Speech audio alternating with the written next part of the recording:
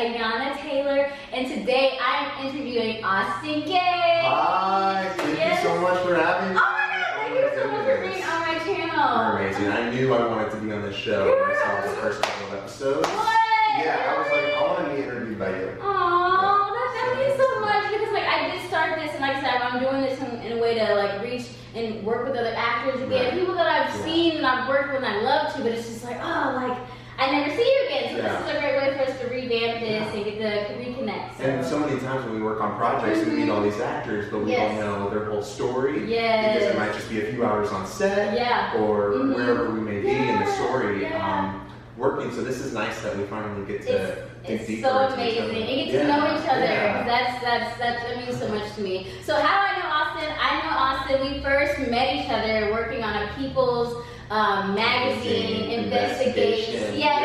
So it's on a TV show. It's kind of like one of those documentaries where they like go through somebody's life and it's investigating what happened. You know, what the wife killed. You know, it's just like a very investigative, kind of like a forensic file. Yeah, exactly. Almost like a forensic file. That's about. Except for no one was dead or anything. No. I played the girl that killed my husband. Oh snap. Yes. So someone was dying. So Lorenzen Wright documentary. That's what it was. And I was the one that. I wasn't paying attention to the episode.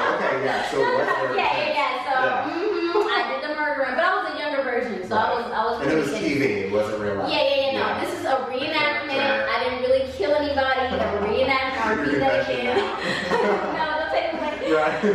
So that's where I first met you, Austin. And then our paths crossed again. A few weeks later. We were working on a fanfic gala in Pasadena. We're at the Pasadena Public Library, and I'm just telling you, I've never done a table read like that where I had like 4 to 8 different characters. So many characters. We had so many lives to bring. I had a French accent. I played. Who would I play? Donatello. Honestly, because sometimes I think early on in the period where we were rehearsing, maybe a couple people didn't show up, so then you had to do a few more characters on top of that. And I remember we were going through the script, and it would be one character, and then you had to switch over to Oh, really nice. So like it just kept switching back and forth. But you were great. And no, you were awesome too. I was gonna say anybody voiceover, Austin is so great. He has this deep voice, it's just like he had so much range, that's all I'm saying. It was really cool. It was so much fun. And then since then we just stayed connected on social media, just staying in touch, and then of course now we're here doing After Talk. So again, thank you so much for being here today. Let's jump right into this because like I said, we're catching up and I want to really interview you for this channel. Awesome. So my first question I have for you is tell us, Austin, where are you from and how did you end up in Los Angeles? Yeah, that's a big question. And that's a question that comes about like every time you meet an actor in LA. Right, absolutely. I am from Cincinnati, Ohio. Ohio! Yeah, Ohio! I was born in Wheeling, West Virginia. Okay. And I went to school there. It was a performing arts school for high school. I got a lot of training there. Okay. And that's when I realized that I really wanted to do it. So it was from there that I moved to Cincinnati to go to college. Okay. And it was a crazy journey. And then from Cincinnati all the way to LA after I graduated. So right after college? To be here. After college, After college, in Cincinnati. Okay. Right after college. Like graduation day, next day moved out. No way. No, not the next day. There were like 3 weeks there. But it felt like next day. Like, let's go. Now, did you drive out? Did you fly out? I drove. I definitely drove. It was supposed to be just 3 or 5 days. I mean, my best friend did it in like, I think 2 days. Wow. But I took 2 weeks. I kind of stopped in every state. Oh, that's so awesome. Almost like every city. And then I got a hotel room and I did the Mammoth Caves in Missouri all the way to the zip lines. And so you had a full-blown experience traveling across the country. Yeah, it was phenomenal. That's awesome. Oh my gosh. I don't recommend driving 2 days. Or alone. I drove alone too. My car was packed and it was pretty terrifying because you just drive through all these rolling fields and there's no one in plain sight. So it was pretty scary. Yeah. You know? Wow, you did all those adventures, everything by yourself. By myself. Where was your friend? What happened to your friend? No friends. You said that one friend. That's my friend, my best friend, my only friend.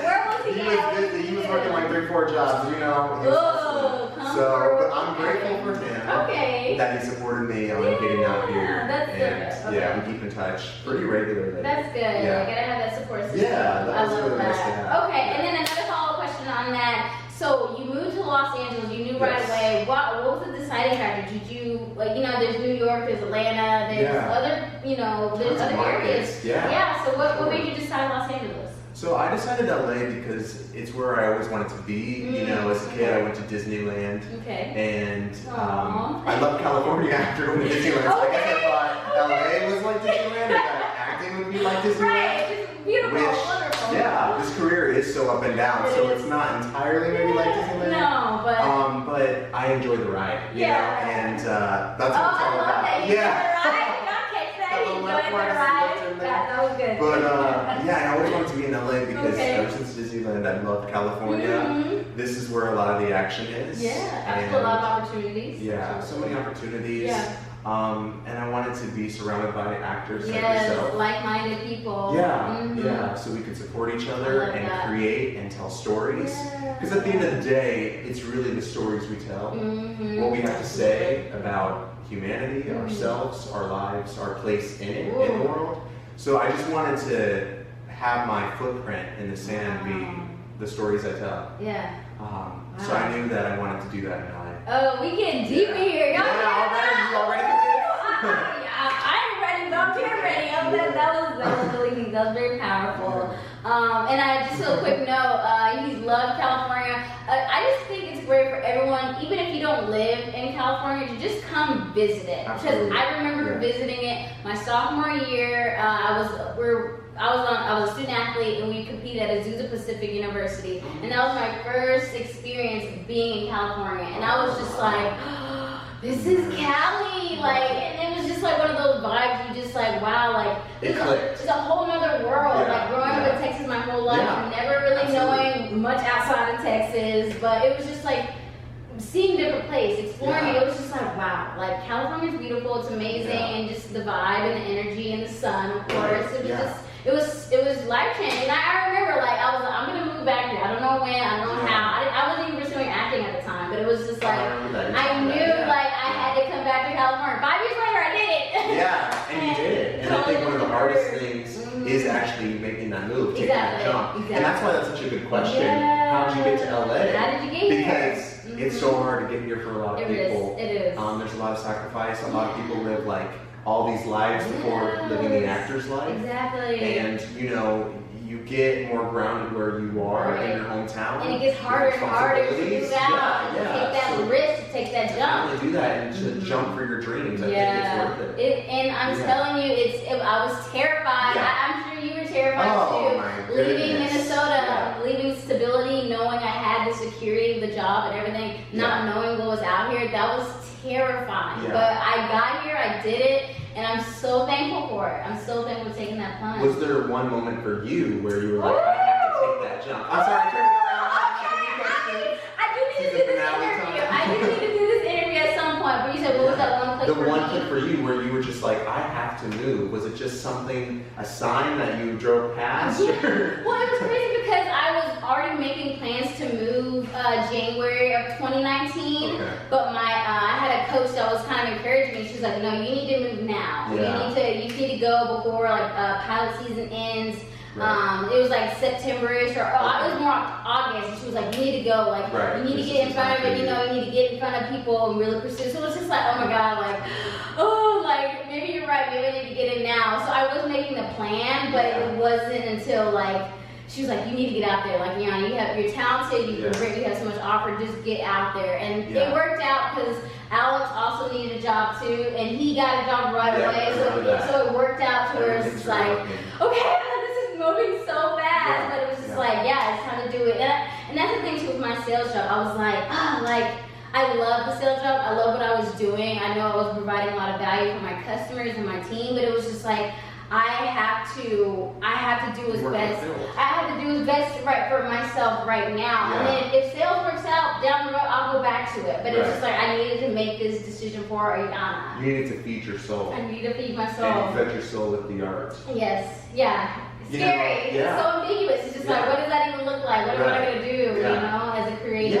And a big question that we have to face or answer for ourselves is why do we do this? Why? Because at the end of the day, we're wondering, should I still do this? Am I happy? Do I want to do this? But I think it really comes back to this steady this steady, I'm on the right path. I want to do this. I can do this for the rest of my life. And I remember just hearing that someone was like, if you really enjoy doing this, you would do it for free. Oh, yeah. And I just love that because it's true. I mean, what is free is the freedom that we get in doing it. Absolutely. You know, that's priceless. It's priceless. I mean, it gives us freedom. You can't put a tag on that. And that reminds me, I think it was the Steve Jobs quote, but it's just like if you're doing what you love, you'll never work a day in your life. And it's kind of a symbolizing like, hey, like if you're doing what you love, you can do this for free. But you know, out in LA, it's a little hard. You know, you can't do it for free, but you know, it's still just like right, free all the time. But it's just like opening your mind to opportunity and creativity and allowing that to move through you. And so that's really awesome because it can be scary, you know, taking that plunge, coming out here and, you know, not knowing, you know, the unknown is terrifying at times. And I think one of the hurdles that I had is realizing other people's fears and then projecting their fears onto me. And it's something that I realized once I was doing the things that made me afraid. So I really think it's having the courage. And you know, I played the Lion in The Wizard of Oz and a musical, and what I took away from that character was to have courage. You gotta have the courage.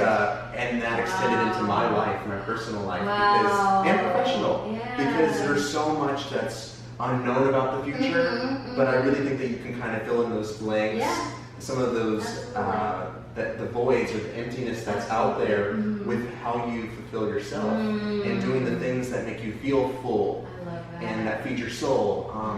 So I really have always wanted to keep that joy alive and that passion, because that passion is going to move you along on your path and get you right where you need to be. Where you need to be. Oh my gosh, awesome. This is so amazing. Wow, I love that. So, and I'm glad that you made it out to Los Angeles and you're pursuing. How long have you been out in Los Angeles now? It's been a year and a half, almost 2 years. Almost 2 years? Yeah, oh my goodness. Can you believe it? Oh, that's fine. It's been amazing, and I think I would say for people who are moving out here, give it at least a year. Give it at least because that first year will really test you. And then it's a lot, you know, there's so many moving pieces and you're going to listen to some wrong advice. You're going to go to all the wrong workshop and acting classes and you're going to listen to the wrong people along the way. But you will find your way, you will find your footing. If it doesn't sit good with your gut, it's a no. You know, like a maybe is a no. So just really listen to your intuition on that because I think we're one of the most exploited groups, being actors, being artists. Because people are like, take this class, go with this photographer, you know, film your reel here in your acting clips. So it's like a lot of people don't necessarily want you, they want your money, your resource. So just make sure you surround yourself with great people, other actors who are looking out for you, who have your best interests. Find your tribe, your support team. And that may take a while to find, and you're going to lose some friends along the way, and that's okay. That's totally fine. It's part of your journey. But stay true to who you are. And that's been one of the biggest lessons I've learned as an actor. Is that what you're really bringing to the role is you. And the only thing, like you told me before the interview, you are you. Like you're just be yourself. Be yourself. And that's all you really have to do. Because like I said, you go in trying to think, what does the director think? What is thinking from their perspective? Well, no, like they're looking for you for that answer, for that creativity, for that choice. So be yourself, and I'm telling you, you foster that. You know, and I went into an audition a couple of days ago. It was for an officer. And I said, how do you want me to play this guy? And he said to me, and I love the answer, it was like, well, how do you think he should play him? So I kind of gave my power away a little bit and being like, what do you want me to do? I can juggle for you. I can't juggle. I can do this and that for you. I'll be whatever you want me to be. But it's like, no, I'm going to be myself. And then there are different parts of myself that I can bring out for this officer character, you know? If he's more strict or if he's nicer or what kind of day he's had and bring out those character traits. But it's staying true to yourself and thinking, what would make me do something like that? What would make me behave in that kind of way? And that in itself is powerful. Knowing who you are and know what you can bring to the table. This is something like I just keep hearing time and time again. It's just like who you are is the most valuable asset you can bring into the room. So don't feel like don't strip yourself of all the things that make you unique, and make yourself fit this mold when you're the main thing that they want about you when you come to the room is to stand out, to be yourself. And with that, I think the whole idea of Hollywood was the glitz and the glamour, and that's what I thought it was going to be coming here. Yeah. So I just realized you don't have to put on that makeup, that Hollywood makeup. Just be yourself, and people will love that. Yeah, because the industry's changing. It's it used to be that type. You had a certain look, you had a certain height, all that stuff. You made it, you were successful. But now it's just so opened up, and I love it. And it's still changing. I mean, we still have a ways to go. We still have a lot in terms of diversity, inclusion, and things like that. But I'm super grateful for how it is evolving and more opportunities. Okay. On to the next question, because you got a lot of gems just now. But tell us, you said you knew from a young age that you're in the arts and you're creative. But what was that one trigger for you? What was that one thing that was I want to do this, I want to pursue this full time as an actor, as a career? Was it a person? Was it a place? Was it an event or something that stimulated that for you? So it was a play. It was the play? It was The Wiz. Oh, so it was the same one. It was a different one, but it came full circle. So I did The Wiz when I was 7 or 8 as a munchkin, and then by the time I was in junior high, I played The Wiz. And it was the same director, the same two directors when I was 7 and then when I was 14, 15. So, that's so cool. For me, it was a play. It was being a munchkin, and I'll never forget that experience. The makeup on, the lights, the audience. And even then, I knew that's what I wanted to do for the rest of my life. But along the way, I started doubting myself, doubting what my capabilities were, the talents I had. And I let that doubt sit in me and with me. And it had to take some prayer and some love and light to flood into my soul to realize that this is what I want to do. But it was 7 or 8 that I did The Wiz. Wow. Yeah. And that in itself too, being so young and just being so inspired by that, I feel like it's so important to have a support system to keep fostering that support, because I feel like you can have an inspiration, but if you don't have people backing you or seeing were your parents or anybody an influence that was continually to encourage you with that? So my grandmother, Jane Lambie, she's an amazing woman, an incredible angel. She's watched after me, looked over me my whole life. And she actually saved me when I was really young, and she'll let you know that too. Okay. Choking his baby when she saved me my life. So I'm grateful for that. Yes. Or I wouldn't have been able to be a munchkin, I wouldn't have made it. But I didn't have a whole lot of support. My mom was a single mother, raising just me and my brother every other weekend because of shared custody. My father was in and out of jail. And my grandparents did take me to church every Sunday. So I got my God in, I got my Lord time. And he was my saving grace. He always directed me where I needed to go. And he was always that hand in my life. So I'm grateful that I had my faith if I didn't have my biological father. Or the support, like you're saying, my grandma. You. So, wow, I really, really, really love that. Yeah. Okay, so we're going to go on to the next question, Austin. Awesome. So tell me, you've been telling me a lot of struggles and things that you've been going through just in this interview alone, but tell us, what's another struggle or something that you're going through right now that you're having to overcome or you're still overcoming that you can share with us? Because like I said, we're all struggling, we're all going through something individually as actors. Absolutely. And it's a great way to, just to kind of see from another lens. I think the biggest hurdle I'm trying to get over is myself.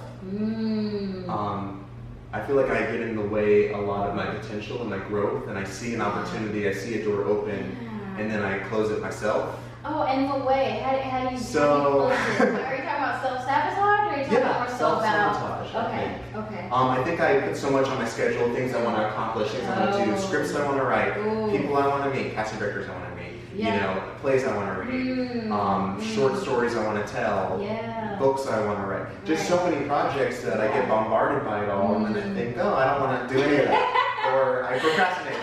So much to do, yet you do nothing. So I think I'm really hard on myself, and one of the biggest things, the thing that I want to do most in my life is missionary work. Missionary work. Philanthropy. Wow. I want to dedicate my life to giving back to others. Wow. And that's something that's always been on my heart. And I want acting as a platform to do that. Oh. But at the end of my life, I want that to be the lasting emblem. Yeah, the lasting glow. My legacy. Yeah, your legacy. I want my legacy to live in love and to have been that. So everything I want to do is working towards that. Yeah, absolutely. Absolutely. And that's been hard because you know, you're your biggest critic, so you're thinking, why'd you do that, or why didn't you do that? And I know what you mean. I know what you mean. So how do you go about when you do put a lot on your schedule? How do you prioritize? Okay, like I'm gonna focus on this first. I'm gonna focus on that. Do you just do a whole list and then say I'm gonna get to as much as I can today, or how do you go through that struggle? So I wake up in the morning and I see my vision board. Okay. Oh, that's highly good. suggest a dream board just because you can wake up and you can manifest what you're seeing. So I have all my dreams and hopes on this board, and it's pinned with tacks. I love that. So I wake up in the morning and I see the vision board, and then I think, what's going to get me closer to that vision? What's going to get me in that? What's going to make that a reality? One day closer, one step closer to that. And it is working on the script. It is working on my poetry book. Yeah. These are things that I think that are going to help me with my platform. That's awesome. Of getting to where I want to be, and it's just waking up and seeing the vision board. It's as easy as that. Yes. But then practically, I look at the list that I have and I think, okay, if I can get one thing done today. You know, I know you have a whole journal and you have everything written down, and I thought about that. And different things work for different folks. Absolutely. Are you talking about bullet journal? I think so. Like you have a journal. Where you have the dates and then you have like the bullet points and things you're trying to. You have the times. Yeah, that's so amazing. And I try to do that, but it's like that's not how my brain's wired. So like different people have different systems.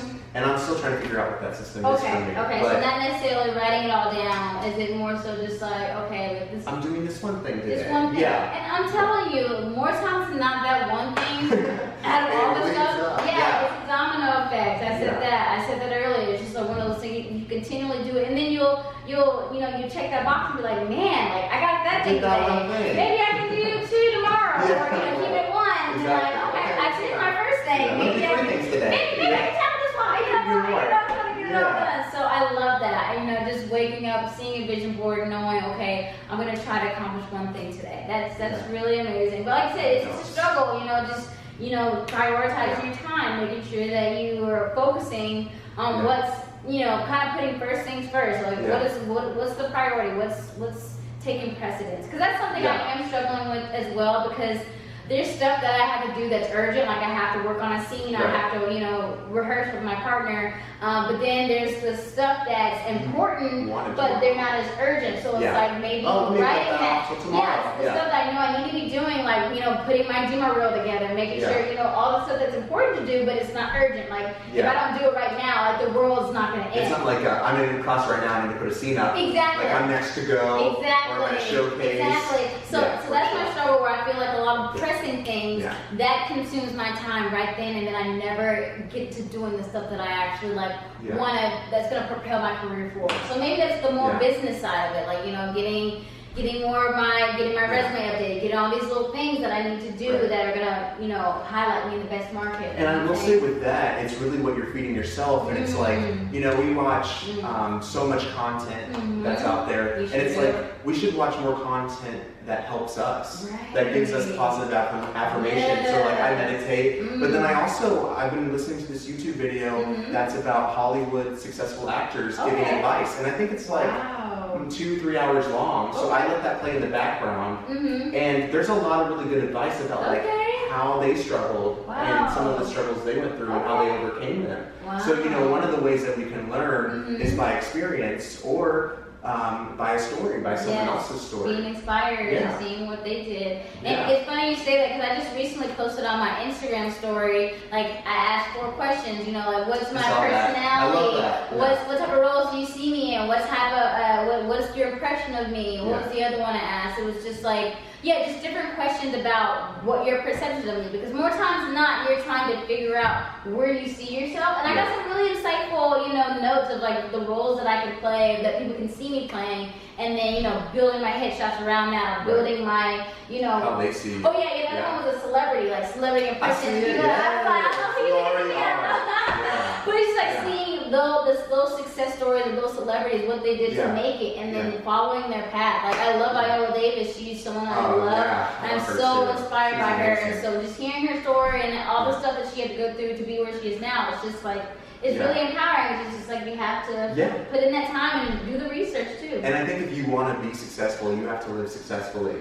So you can't feel defeated. Okay, say that again. What? If you want to be successful, you have to live successfully. Live successfully. I think I meet so many actors that are just so downtrodden. They're down on their luck and they feel bad about themselves, or the audition, or this or that, or what they don't have, and they live in a world of lack instead of abundance.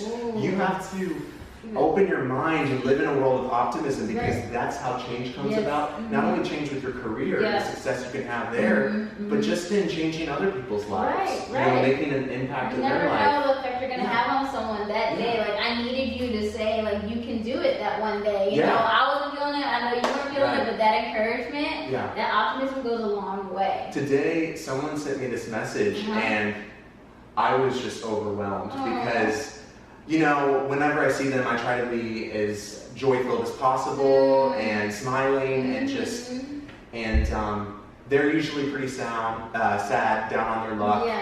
And I thought that maybe I was annoying them, that they didn't like my energy, that it was too much. Like, but then they sent me a message via Facebook Messenger, and it was like, thank you so much. You're my prayers today, because I was talking to God about what I was grateful for, and you came up. And she said, I've been running from him, and I see you through him. So thank you. And I'll never forget that. Merry Christmas, because that was the best gift. But it's not about me at all. It's about the light we can be for others. And that's what we are as storytellers. We are the light. We're not in the spotlight. We are the spotlight. We're giving people a voice who can't find theirs. So I take that pretty seriously, and even when we're reading the script and we're like, okay, this character's kind of stereotypical, you think about, do I want to play it that way? Is this how I want people to view this type of person or this group of people? So there's a lot of social responsibility that comes into picking these characters and playing characters. So make sure it sits well with you. More now than ever, because you gotta have that social awareness and be like, okay, like that's not okay. We can't have that in there. Like you have power as an actor too, because people feel like, oh, you're casted, you have to do this.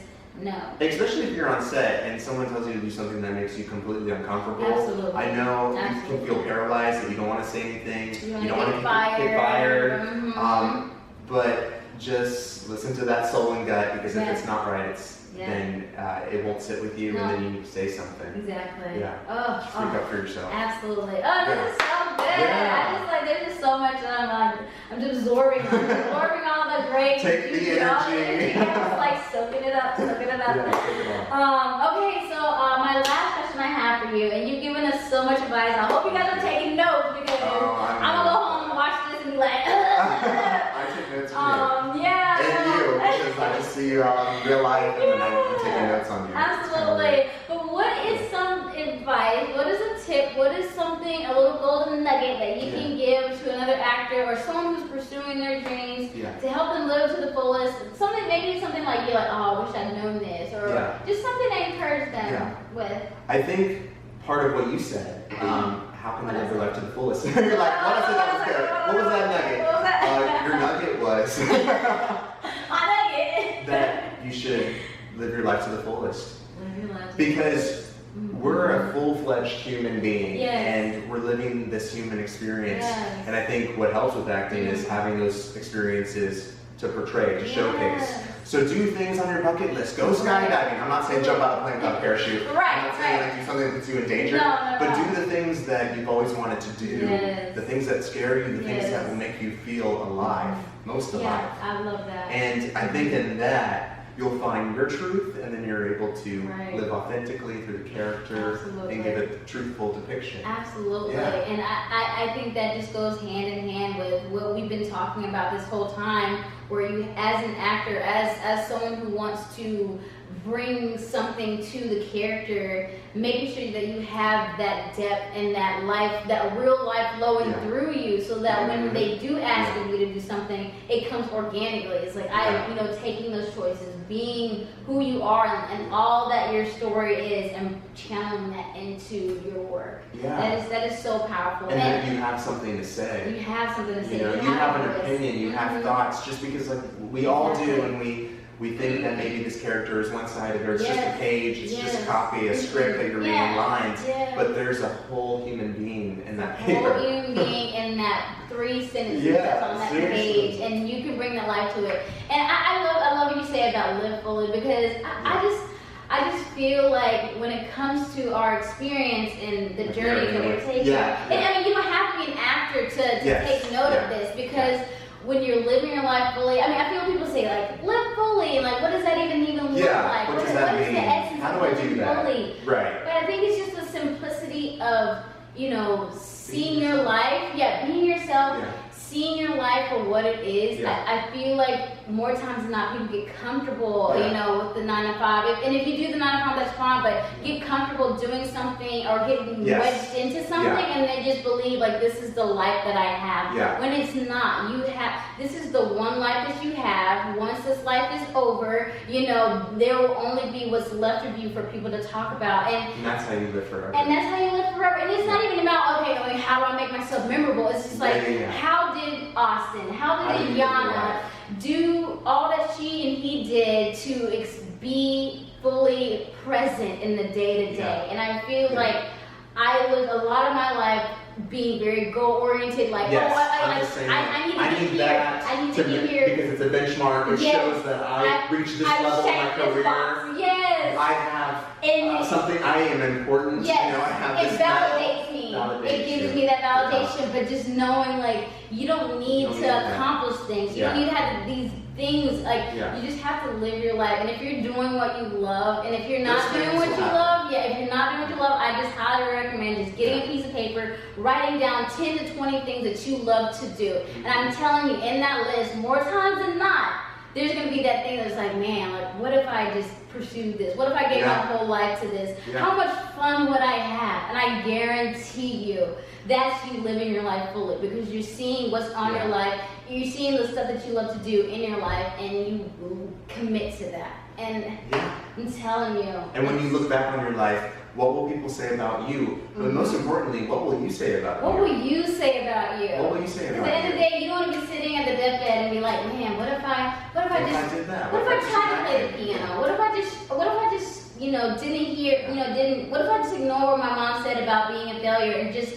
pursued something that I cared about, regardless if I made it or not? And I feel like more times than not, people feel like I have to make it, I have to achieve this in order to be somebody, when you can go ice skating twice a week just because you love it. As a creative person, you just love doing it, and that's all that matters. And that's the thing, it doesn't matter, like, who you are. If you're a janitor or if you're an A-list celebrity, we're all the same. We put your pants on one leg at a time. We're the same. So you don't have to worry about achieving this and that. I mean, all of that is good, and it's good to have goals, but what we try to do is climb really fast and reach all these. Instant gratification. We want to have it right now. We live in a society where you can get it now. I think what's most gratifying is living this artist life. And honestly, that's how I know I'm doing the right thing, because otherwise I'd be insane. But it's just that I feel successful doing this. If I book the role, if I don't, if I mess up a line, if I get it right. I mean, every bit of the way I feel like I'm successful because I'm doing what I love. And I'm thinking of something to say. I'm researching the character. I'm living the life. I'm stepping into that life. And it's the best job in the world, because you get to have and learn empathy. Time and time again. You relate with people. You see from their vantage point. You're not just in your head about, and that's the thing. You grow and you learn so much about yourself and the people around you. It's just. And it's like, I don't think it's, I want to be somebody else. I think it's just, I want to be more of myself. And then I can step into them and be that somebody else. But it's just really helpful, because I've spent a whole part of my life running from who I really am. And acting has always brought me back to who I am. I'm gonna start. This is Wow. Acting has brought you back to who you are. Yeah. Wow. I might cry too because it's so true. It's so true. Yeah, I mean, honestly. Find that thing that brings you back to who you are. Yeah. Because if you're living for someone else, you're living for your mom, you're living for other people for acceptance, you're gonna be miserable. And I think a great exercise that I've done in class is talking to your childlike self, your childhood self. What you would know, you say to them? Maybe the 7-year-old who was doing the whiz when I first started. What I would say to him, and I would probably say, hang in there, it's going to be okay. And just keep going. Just keep going, live your life, be true to who you are. Just be yourself, because it's when I try to be other people that I really lose myself. Right.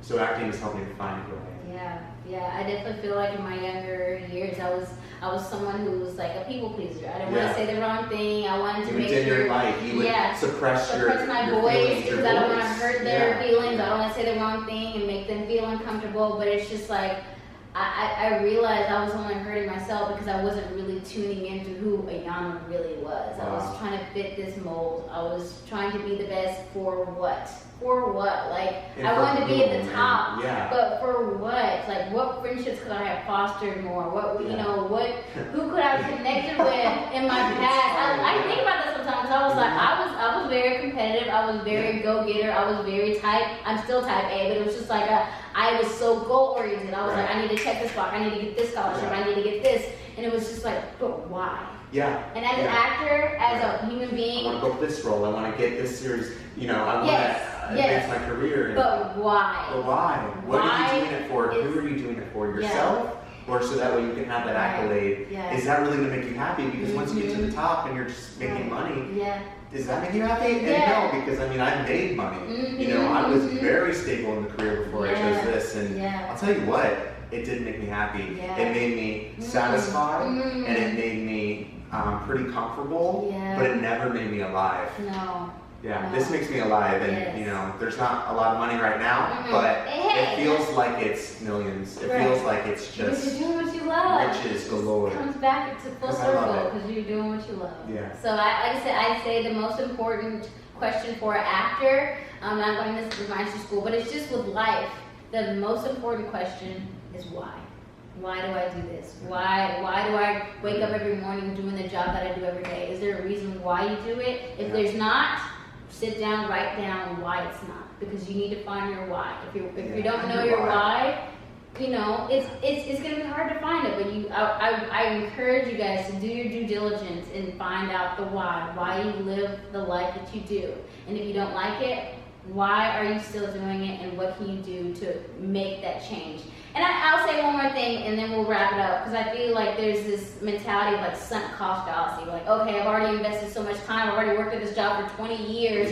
Like, I mean, I gotta retire. I gotta get the benefits. I gotta do this. But if you're doing something that's not making you happy, and you realize like all this time has passed, the moment you stop doing what you're doing and you start moving in the opposite direction, the faster you're going to be moving toward what you actually care about, what you love to do. So don't be afraid. Don't be afraid. Don't worry about the years in the past that you know, they're gone. You can't get those back. Don't dwell in the past. Move forward. Be right here in the now. Be present. I think that's the greatest Christmas present of all. Being present. Be present. Be present. You're present. Yeah, you're a present. Yeah, you're a present. You're a gift. You are. Yeah. Honestly, you are. This is all about you. We do this for you. We do this for an audience. Absolutely. It's so that we can touch other people's lives, and that way you can touch other people's lives. Absolutely. We just support each other and grow together. And something that's so nice about your show is that you're supporting other artists and letting them share their testimonies. And I think that's such a beautiful thing. So I have nothing but gratitude for you, because this is so wonderful. Thank you. You know, I told a few of my friend actors about this show, and they were pretty shocked, because it's an actor who is giving up her time, her resources, her talents to interview other actors and raise them up with you. Yeah, I feel so like empowered by it though, because it's just like there's been times that people have shared knowledge or just tips and advice and their struggles, and I've related in some form, and I'll use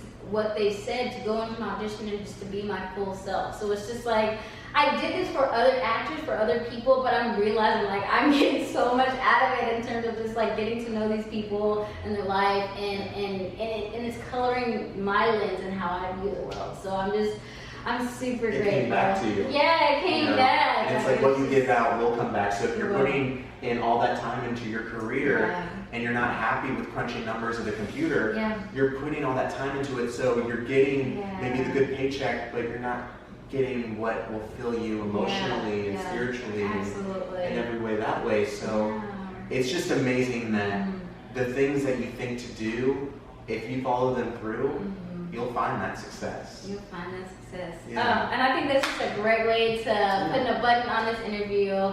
Thank you so much for being on this channel. And I can't say thank you enough. Thank you so much. Thank you so much. Okay. Oh, Merry Christmas. But so Austin, how can everyone stay in touch with you in terms of your social media, website, anything like that you can share that we can stay in touch? So I'm on Instagram at I am, as in Michael, my middle name, Austin Gage. At I am Austin Gage. Perfect. And at the website www.austinmichaelgage.com. Okay, perfect. So guys, go check his material out, check out the stuff that he's doing.